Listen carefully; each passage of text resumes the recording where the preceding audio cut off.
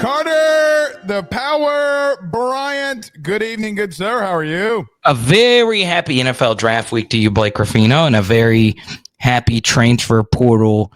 AJ hit the saucy, Halsey. I don't know if I'm saying his last name correctly or not. It might be Halsey, Hawkey. I'm not sure. Yeah. But yeah, I'm actually more with you on what you said about the Syracuse defensive tackle. Yeah, Murad Watson. Yeah, I like him a lot. I mean, to play as many snaps as he did as a true freshman is really incredible. But to your point, I mean, all the big schools are after him.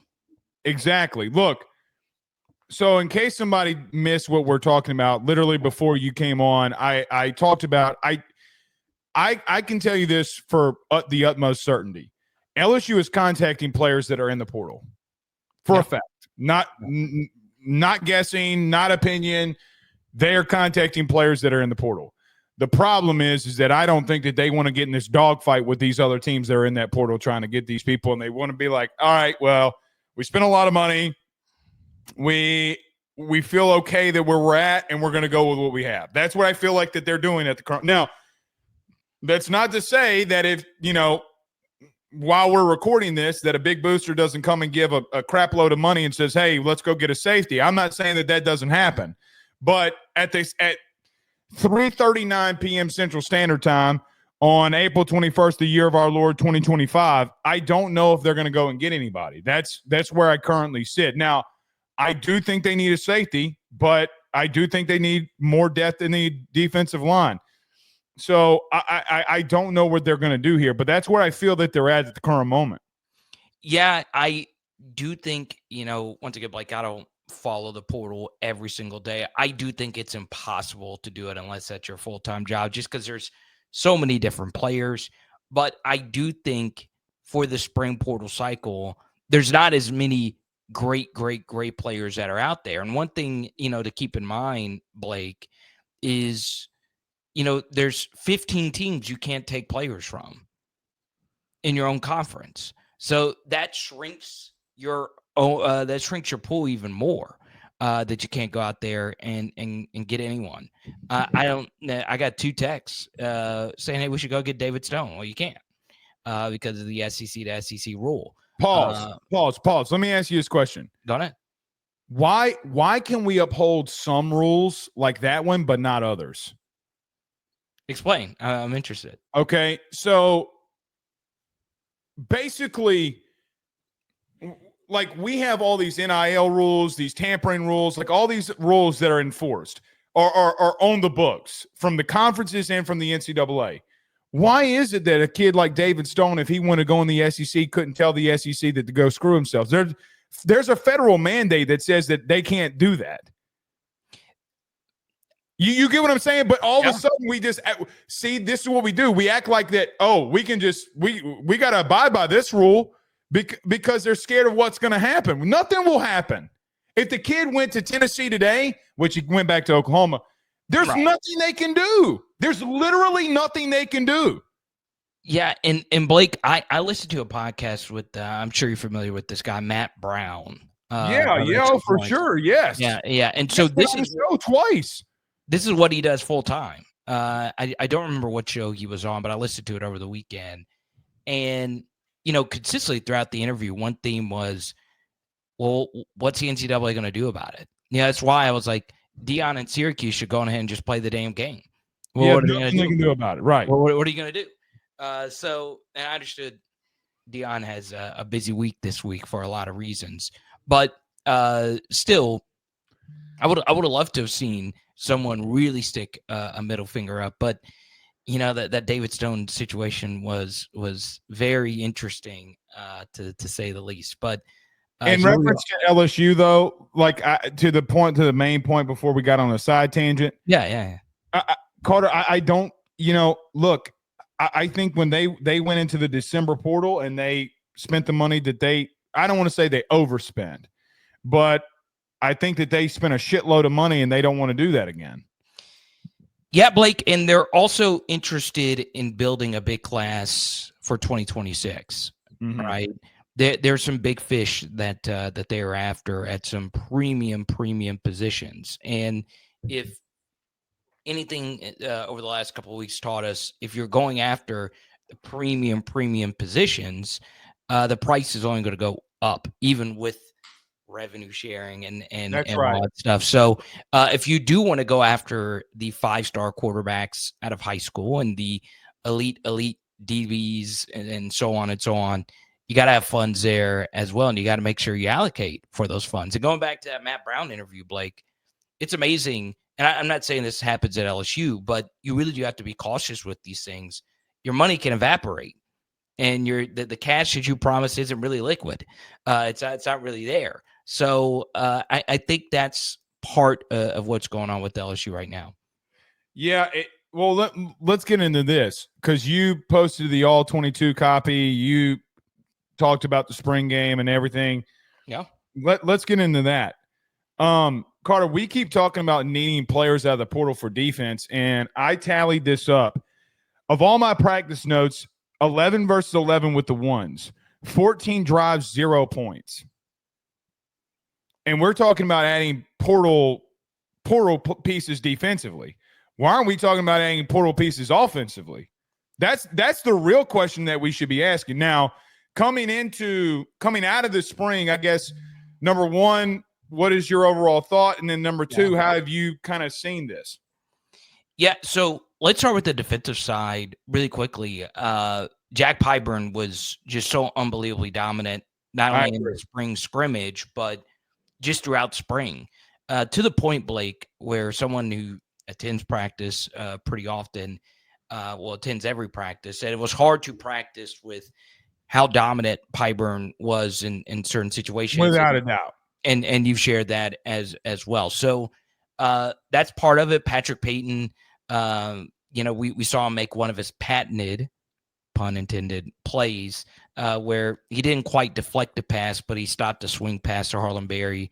That would have been a big gain. So that's good that a lot of your transfer portal guys on that side of the football, stepped up and made plays for the public to see that you're going to be hopefully fine without Braden Swinson next year. But Blake, yeah, I mean, the offense was a mess. Obviously, Durham didn't, actually do the scrimmage portion.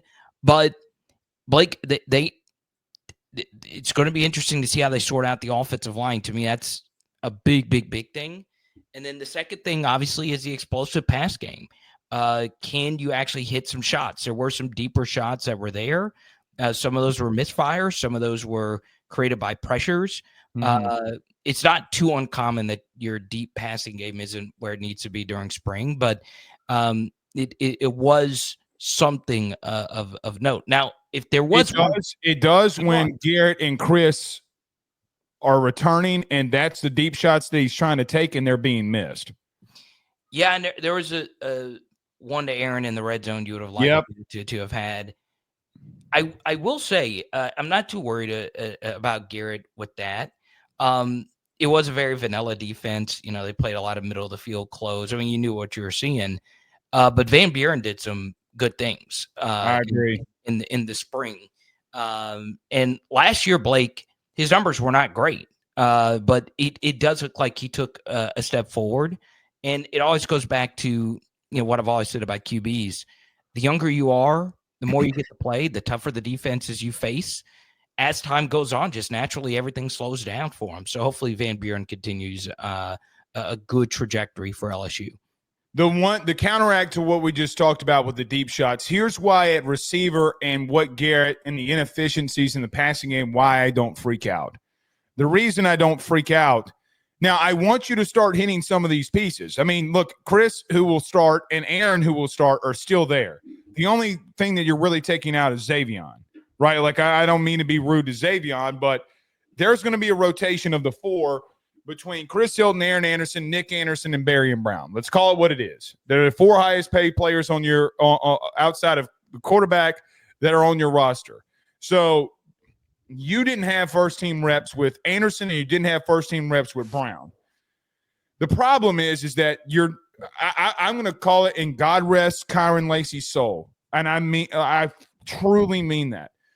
But in that, and God bless him, Aaron was your number one receiver last year, and you're not connecting. They did not connect with him a lot during spring, and I do think that was a little bit tallied.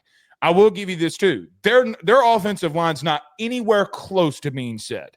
No. I mean, and look, the problem with that is, though, tackle it might be. Yeah. I mean, and it wasn't good. I mean, look, I came into spring. Me and you had this conversation. That edge room might be borderline elite. It might be. So I'm not coming out here like trying to discourage that tackle room. I don't think people understand what Pyburn has brought. I don't think people understand how big the development for Gabe Rutherford has been. Yeah. And I mean, it's been massive. Yeah. Well, and to your point, Blake, about the offensive line, you really have to cross your fingers that some of these guys take massive leaps forward. And Blake, there's a lot of different things that just did not go right for this LSU offense. And we did a huge Patreon study. I won't get too deep into what I found, Blake, but LSU was the worst penalized offensive team in its history. We talked about this, yeah. And like it was so bad. And what's very fascinating, what I didn't share with you last week, is special teams, they were elite when it comes to penalties. Defense, they were very, very good when it comes to penalties. So it really was that side of the football. And the issue was a guy like Will Campbell had 9 penalties. I mean, you're talking about and really 6 of them were false starts. Right. So you had major timing issues in multiple different facets. Number one, the actual play itself and how it's supposed to be blocked and how it's supposed to be choreographed, if you will. And then also it was just clunky as a whole, right? When the ball was supposed to be snapped. And Blake, something else, when you're doing a lot of these true dropbacks and there's not as many gimmies, if you will, offensively, the margin of error for the play to succeed is very, very, very low. So, look, I understand it sounds like I've piled on, the play calling so much, but there's a lot of different things that point to that being a major issue. So if Joe Sloan does take a step forward, it'll make your offensive line holes not as bad. But, like, he's got to take a massive step forward for this team to be a college football playoff team next year. What do you think they do with the offensive line then? I have no clue. I really don't, because I just would not start DJ Chester at center again. But that's in the cards. The problem is that he ain't been your problem. If we're just talking, that's the problem. And Blake, I've received multiple texts and info regarding him having a very strong spring. And one thing I do like about him is his snaps are unfreaking believably accurate. And that is the single most important thing you do as a center. Mm-hmm. It's getting the football into the quarterback's hands. And because we exclusively play out of shotgun. So was Braylon Moore. I mean, like, he didn't have snaps either. Yeah. But when you have that chemistry between center and quarterback, I understand not wanting to switch that up. But I would make a move there. But the issue is, do you want Paul Mabenga to be a starting guard going into next year? I don't think you want that. The last day it got so bad. I don't know if you heard this. On Thursday last week, it got so bad that they moved Josh Thompson to left guard, and he had not taken a snap for LSU at left guard. Right. And, I am worried about the LSU offensive line. But then again, here's the thing. Great play callers work around not so great offensive line play. You can work around it and be successful as a unit, but the play calling and overall timing needs to be better. There are great offenses in the SEC last year that had elite offensive line play across the board, like a Texas, if you will. But then you also had – thought that they had elite O-line play? For me, yeah. I mean, I understand. What? They couldn't run the ball. They were like third to last in the SEC in rushing offense. Right. But, I mean, all their PFF grades were fine. Their center was great. I know their right tackle was hurt towards the end of the season. PFF got that one wrong. Kelvin Banks Kelvin Banks allowed 3 sacks in 3 series. Oh, he so he allowed 8 sacks in a month. But think about this. People want to argue me Will Campbell versus Kelvin Banks. Kelvin Banks allowed more sacks in a game than Will Campbell did in his career. Yeah, I think most people are starting to feel Banks as a guard. I saw Dane put him there Brugler. because he is a guard. You ever heard of muffin top? What, like Your the belly body goes frame? outside your pants? Yeah. Yeah, I mean, I got one. I mean, everybody's got one. I mean, he's got a muffin top. He's a guard. I've heard muffin top, but I've never heard that in an actual like breakdown. Yeah, he's a muffin top. He's a guard. All guards are muffin tops. But my major point is Tennessee had a functional offense last year with really bad offensive tackle play and not so great quarterback play with all the deep shots that they missed, but they were still able to make it work. Josh Heupel was still able to make it work to a certain extent. So once again, if Joe Sloan takes a leap forward, it will make a lot of these issues that the LSU offense had last year look a lot better than what it actually was. Do you think Sloan will take a step forward in the right direction? No. No, I don't. Because there's nothing that you've shown me at the current moment that you as an offense, Carter, 14 drives with 11 on 11, and you got 0 points, and y'all want me coming out here saying that I feel comfortable about them. I mean, what, like everybody, Carter, let me ask you this question. This is a big thing that people get on to me about. Blake, it's just spring. Yeah, and I we had the meteoric rise for Burrow and Daniels, and offensive wise with Chase, Jefferson, Malik, and BTJ came from when? It didn't come from August. When did it come? Pause. It came in those spring. Jaden Daniels standing next to Bill Belichick, 15 pounds heavier, is when everybody started like, oh shit. Am I wrong? No, look. There before 2019, yeah, there was a lot of buzz that the unit looked very different in what they saw. If you watch this show in 2023, you knew during spring that, brother, I put a plus 4,000 Heisman odds on Jaden to win it. Oh, I was. If you were out there, there was no way that you had a pulse, that you had eyeballs. You would have to be Daredevil, his blind ass out there, to not see that they were going nuclear. I'm with you, Blake. I am worried about the offense. I just am. I mean, I don't lie to my PHL audience. I wouldn't lie to you about it. Let me ask you this. How do you feel overall about the wide receiver room? I think that's where if you're going to go, it's only spring and Joe Sloan. If you're going to go there, that's the position group that I say, okay, fine. Because you didn't have Nick Anderson, you didn't have Barry and Brown running with the ones. The problem with that is you have a non-mobile quarterback and your offensive line got abused. Carter, they ran 4 different units with the first team on the defensive line during spring. 4. Carter, if they don't blow the whistle, they would have ended the first half with 5 sacks. Yeah, I know I brought it up in the actual film study that you did watch, but I mean, Pyburn was just unreal. Like, I mean, yes, he made it is so hard to make plays on a rollout as an end. That's why you roll out the pocket to help out your tackles. Pyburn made 2 plays, 2 very difficult plays on rollouts. Y'all, it's just not easy things to do, no matter who you're going up against. But, Blake, I am worried. Now, I hope you and I look like idiots. I hope this is a top 3 SEC explosive offense with a functional running game. But you do have to ask, questions, right? Our job is to ask questions. Yeah, you're losing the best left tackle arguably ever at LSU. You're losing the statistically best tight end you've ever had at LSU. And we both like Bauer Sharp. We both like Trey Green. But those guys are gone.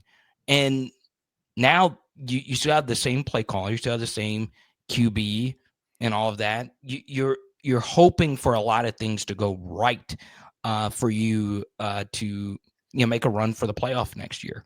Well, let me just add into this, because I'm ripping the whole Band-Aid off. I came back from vacation saying you can be mad at me all you want. You don't have to watch. You don't have to listen. But last year I said that offensively you were not doing good. I can't be that negative and be wrong.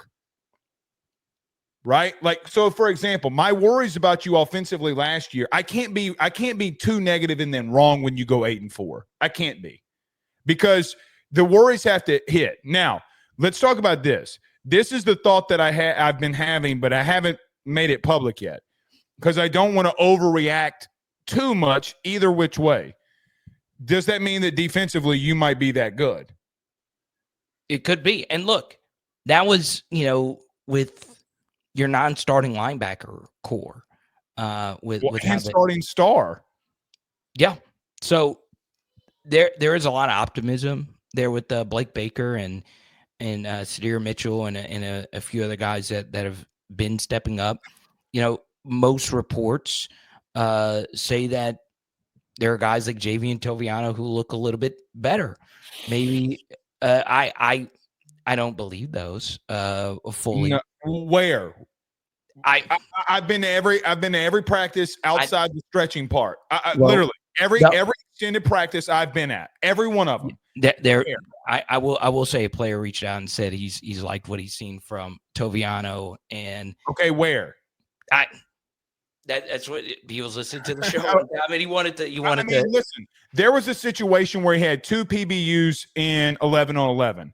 One of them, I'm not getting him, because he's broke on the route before the ball was before Bauer Sharp even broke on his out route, and BK lost his godforsaken mind. He's like, you can't react to the play when you know the play. That was essentially what he said in practice. You can't just because you know the play. That's not a good rep. But I'm with you. It happens a lot in practice. A 20-yard run, and Jack Pyburn literally blew up the tackle, and Toviano's there, and Caden Durham shook him, and he went for 20. That's the part that I'm trying to make here. Like, you're telling, like, this is the wildest shit I've ever seen in my life, where I can be somewhere and then people who weren't fucking there come in here and tell me what I saw. Well, I'll be not you. I'm talking about the comment section. You get what I'm saying here. But my retort to that is, well, you're gonna. I like the fact that this player defended his teammate, but very much so. Very much. I agree with that. I'm with you. I'm worried about safety, but I do think this defense, like you said, will be better. But Blake, look, I will also say, as someone who watches a lot of spring football, because we're all football starved, man, there was a lot of teams that just looked dookie water at this juncture. I mean, the Michigan spring game was painful, to say the least. The Tennessee spring game, obviously. The problem with Michigan, the problem with Tennessee doesn't have a quarterback. What am I supposed to make of Tennessee? The problem with Michigan is that they went out there in a bowl game and railroaded an SEC opponent. They did. Well, not only that, they ended the season beating the national champion, right. 2 points away from beating Indiana. I mean, Carter, they ended the season. Their last month was if really LSU has that last month, everything I see, all right, I'm just going to strike it up that you didn't care. But Carter, there's a chance that this defense could be, especially at some positions, borderline elite. I think at edge that they're there. I do think Corey's done a great job with the corner room, and I had my worries on Corey. And I will admit, and I'm not going to say I'm wrong at the current moment for this reason. You're still 76 in the country in passing yards allowed. He's averaging being around 75, 76. Talent-wise, they're a lot better. But at safety, you're still missing open tackles. There have been situations where you've missed open tackles, like from guys that constantly are missing them. So that's the part where I'm saying, like, and then Carter, in 11-on-11, you don't score because the edge unit is just absolutely abusing you. If I would have told you that they did not score in 11-on-11 all spring, you would be in an outright panic. take me out of the equation. Take Blake Ruffino out of the equation in reference to me being the one saying it and being truthful. If that is what happened, and we can go through player notes, we can go through practice notes. So if that's the reality of what happened, then what? Get past me being the one saying it. That's the part that I'm at, that I'm like, they were too underwhelming for me. The only thing that I get past is that it's not your starting offensive line, and that's not your starting wide receiver core. And then come August, we'll see what happens. Yeah, and I just really think not having Will Campbell anymore is just going to be so big. I mean, I'm doing a lot of stuff with Will. I'm doing the kettle thing as well, and yeah, and honestly, I went through Blake and rewatched pretty much every Will snap going back to his true freshman season, and it's just hard to ever see an offense being as good as it was the year prior without that guy being a part of it. Like, it's a little bit different when you're having to replace a wide receiver, right? Wide receivers get rotated in and out all the time. A left tackle plays every single snap. And the thing about it is, when Will got beat, the few times he did get beat, it led to catastrophic plays. So this is what I keep going back to with, your offense having such a low margin of error for you to be successful, is you want to give your offense a few more gimmies. It's a good and a bad thing, Blake, that LSU was the best 3rd and 7 offense in all of college football last year. They had the most reps at it. Yes, it's a good thing that you converted a lot of these really unfreaking believably difficult 3rd and longs. It shows that your team's resilient. It shows that Garrett is really good when the rubber meets the road on 3rd and longs. But you also can't really live in that spot and expect to have a functional winning college football playoff offense. So look, what I do recommend is go listen to Joe Sloan, his full 20-minute press conference. And he got worked up when he was asked. The Wilson Alexander question pissed him off. I'm glad it pissed him off. What about the run game thing? Yeah, I mean, go back and listen to it. I mean, he snaps at him. No, yeah, he got deep into detail, and he knows. You can't be mad at Wilson Alexander for your 3rd down and red zone offense. Sorry, you can't. Well, I don't think he was. I don't know if mad is the right way. Shit. I didn't take it as mad. I'm glad Wilson asked the question, but I mean, there's just so much pressure on him. Well, the only time they scored in the spring game, for crying out loud, was when you put the ball at the 2-yard line. Yeah, the red zone portion. Yeah. Right. Okay. So last thing I'll just get to you there with. You ran a quarterback draw, and then you got mad when Gabe Relaford touched your quarterback. He's gonna score if you're gonna do that. They're not gonna touch him. What? The Xavier Thomas play, I'll give you. I mean, that was filthy. But at the same time, I have a week ago where that got missed. Literally got missed. Let me ask you this. Okay. Right? This is very important, especially now that the college football playoff margin of error is so much bigger now. It is just so much bigger. Right. Now, it used to be when it was a 4-team playoff or a 2-team BCS, it had more to do with how good you were, right? Right. Now with the portal and you can't really develop the depth and all of that, a lot of what you are as a football team is who you play, right? You were more than anyone hammering the table. Indiana's fluke. I covered every Tennessee game last year, developed a pretty – Indiana was a fluke, by the way. Yeah, you're right. And guess what? Who else was a fluke? Tennessee. That took a lot of heat for it. They faced an easier SEC schedule than the other teams. So when you look, Blake, Theodore, Frederick, Ruffino, fresh off your vacation and a great Easter pick with the fam, how do you size up what LSU is facing next year? Do you think that they drew? I think you can make the argument it's the hardest schedule in the country. I could see it as well. It's because I'm actually higher on Clemson than you are. And the problem with Clemson is they could not stop the run. They couldn't stop a bloody nose with a tampon.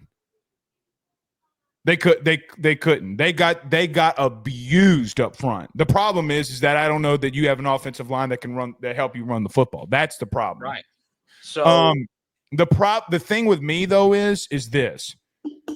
You face Cade Klubnik, you face DJ Lagway, who I was told by people, a reporter at for Florida, who's going to be probably coming over to Believe that. And then were you taking a 5-hour energy? Haley said, all day. Oh man, you can't be from the streets. Haley said if you drink 5-hour energies. All right, No, I'm about that way. you face DJ. You ain't about that, bro. Her face was freaking hilarious. Anybody go look at that video. All right, you face Klubnik, you face Lagway, you face Sellers, you face what I will think will be a more improved Marcel Reed. I don't care what anybody tells me. A&M's not coming in here and winning. I don't give a shit what you look like this spring. They're not going to come in here and win. But I do think that he's one of the better quarterbacks that people don't want to talk about.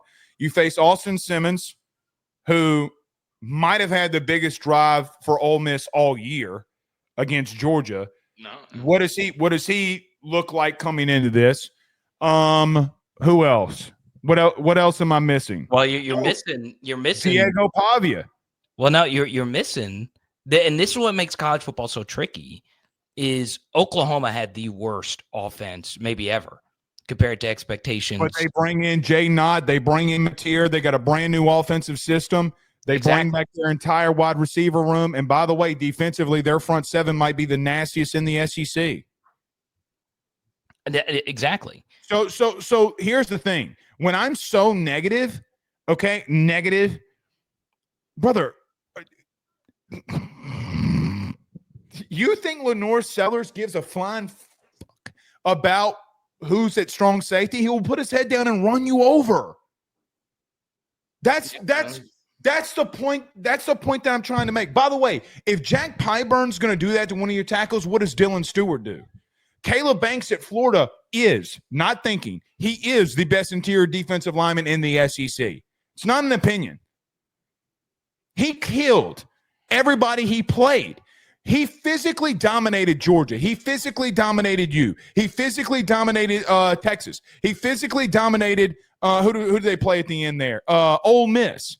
Without Caleb Banks, they don't win that game. So again, you're facing tough competition, and then again, whatever. I think it's the toughest. I think you can make the argument it's the toughest schedule in the country. I really do believe that. That's up there. I'm a little bit higher on some of the teams, the national consensus on LSU schedule, like Oklahoma and like Clemson. Yeah, I mean, like Jay Nod is arguably the best back in the SEC. The only problem with Oklahoma is Carter. They didn't fix their offensive line. Yeah, and Ben DeBall stayed their offensive line coach, right? Yeah, so, yeah. I mean, that dude got slandered like crazy. I've never seen Oklahoma fans turn on such a legendary coach. I think he'll make it work, right? We'll see. I don't know a whole lot about Oklahoma's offensive line, but you ask everybody returned, and that's the problem. That's like saying Sage Ryan and Major Burns returns. Yeah, and that's a weird thing is like most coaches would tell you he's what, top 5, top 10 offensive line coach? Top 3. Right. So he's put more offensive linemen in the NFL draft than anybody that's currently coaching.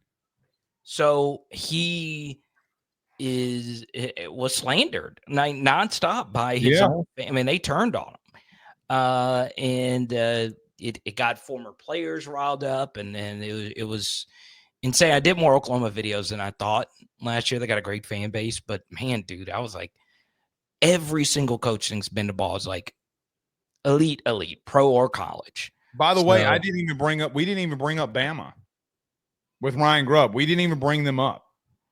That's a weird thing. I mean, right. And by the way, you got to go there. Yeah.